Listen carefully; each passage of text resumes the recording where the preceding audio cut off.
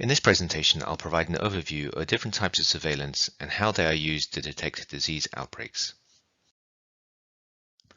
Surveillance systems capture information to understand disease trends in the general population. However, surveillance data only reflects a subset of cases that are actually occurring. This is because at each step in the surveillance process, some individuals or patients are missed. For example, not all people in the general population who are infected with a pathogen may become ill. Only a subset of ill people will seek care, of which some may have a laboratory specimen taken. Some samples might not be tested due to sample collection problems, and conclusive confirmatory testing may not be possible for all samples. The result is that surveillance data reported to health departments will only be a subset of the actual disease occurring in the population. Because of the time required for sick individuals to seek care and the information about their illness episode to be reported to a health department, there is often a lag between when an outbreak starts and when it is detected. In this figure, we can see the time taken to discover outbreaks that occurred between 1996 and 2015 in each of the regions of the World Health Organization. We can see a clear reduction in the time taken to identify outbreaks, which is good. The median time to detect outbreaks was 20 days, with a 95% confidence interval, a measure of uncertainty, ranging from 16 to 25 days. The median time to laboratory confirmation was 36 days. Surveillance systems have many uses, of which only one is detecting outbreaks. Other uses of surveillance data include understanding disease trends and geographic distributions, generating hypotheses for future study, and evaluating and planning disease control programs, among other uses. It is therefore important that a broader approach is used to detect outbreaks rather than using surveillance data only. So, what is a different way to detect outbreaks? Epidemic intelligence is an extension of the traditional surveillance approaches that we discussed previously. Epidemic intelligence has its origin in the 1960s when WHO established the first epidemiologic surveillance unit. The term epidemic intelligence was defined by Alex Langmuir from the US Centers for Disease Control and Prevention, CDC, in 1971. In the 1990s, two broad types of surveillance were defined: indicator and event-based surveillance, which we will come on to shortly. The European Centre for Disease Prevention and Control definition of epidemic intelligence is the systematic collection and collation of information from a variety of sources, which is then validated and analyzed. We include data from as many sources as we can, covering a wide range of surveillance data types. I will review some of these shortly, but the key message here is that epidemic intelligence uses multiple data sources. These data need to be processed before they can be analyzed, which includes deduplication, linkage with other data sources, and geotagging, which is categorizing data by geographical location. The processed data are reviewed to detect signals that may indicate the occurrence of a disease outbreak. Each signal then needs to be verified by health professionals on the ground. This step may also include additional laboratory or field investigations. The verification step is very important to rule out signals that are not real outbreaks, such as those caused by data reporting errors. Further analysis of verified outbreaks is then needed to fully understand the outbreak. A risk assessment for each outbreak event is conducted as part of the decision-making process about how to respond. The occurrence of verified outbreaks and the risks that they pose must then be reported to decision makers. For each verified event, a decision must be taken about how to respond.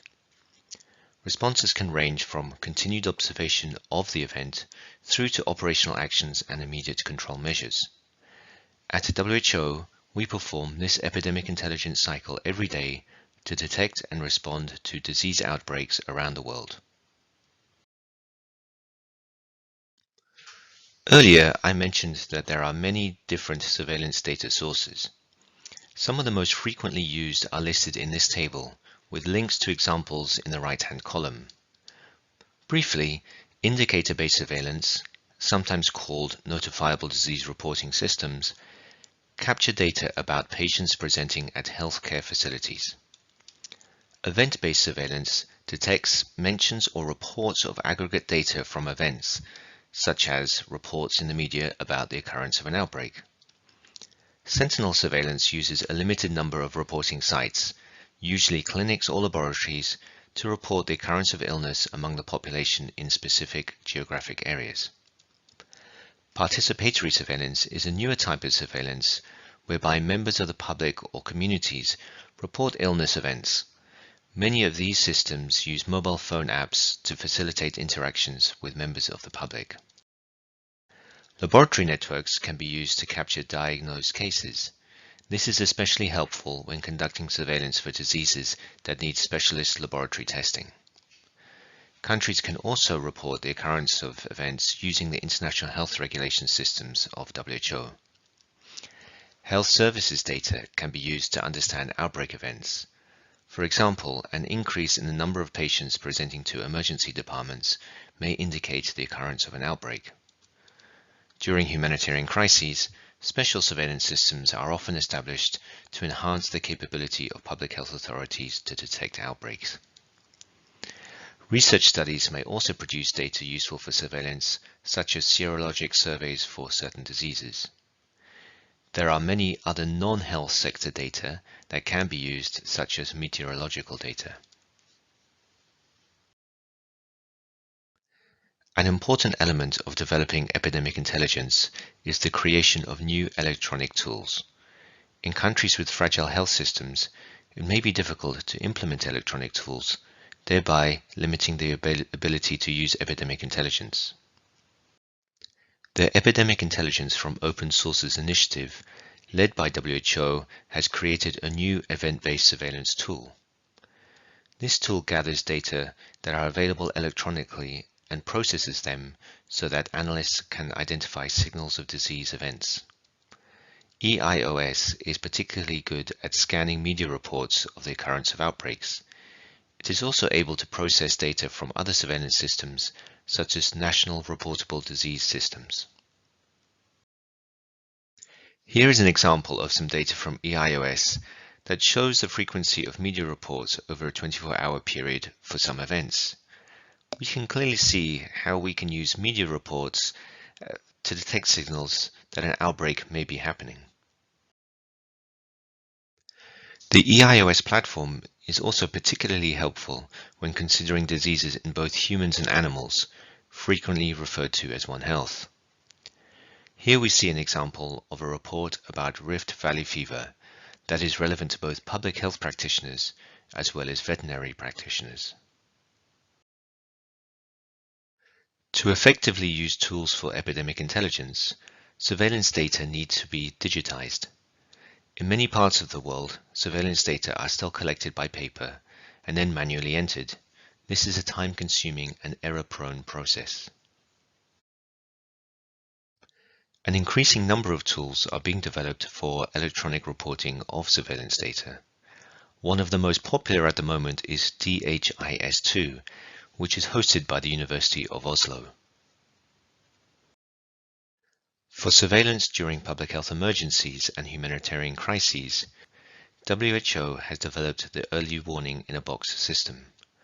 This is a kit including phones and servers that can be deployed anywhere in the world.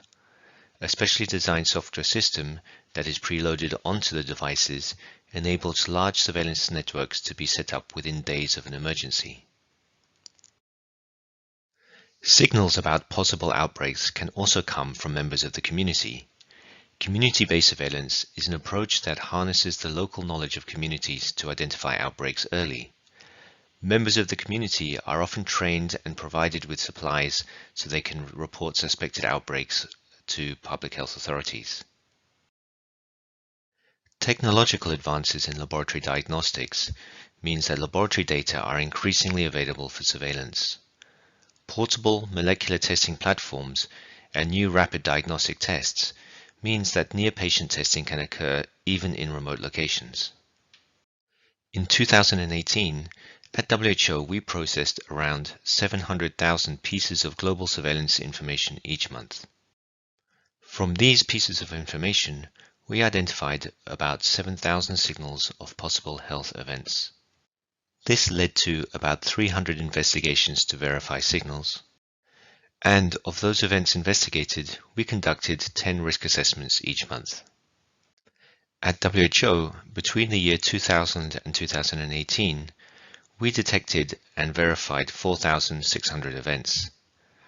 About half of these were detected using event-based surveillance, and nearly one-fifth using indicator-based surveillance, which you will recall is the reporting of patients presenting at health facilities. In conclusion, it is important to note that surveillance systems only capture a subset of illness that occurs in a population. There is always a time lag between the occurrence of an outbreak and the detection via surveillance system.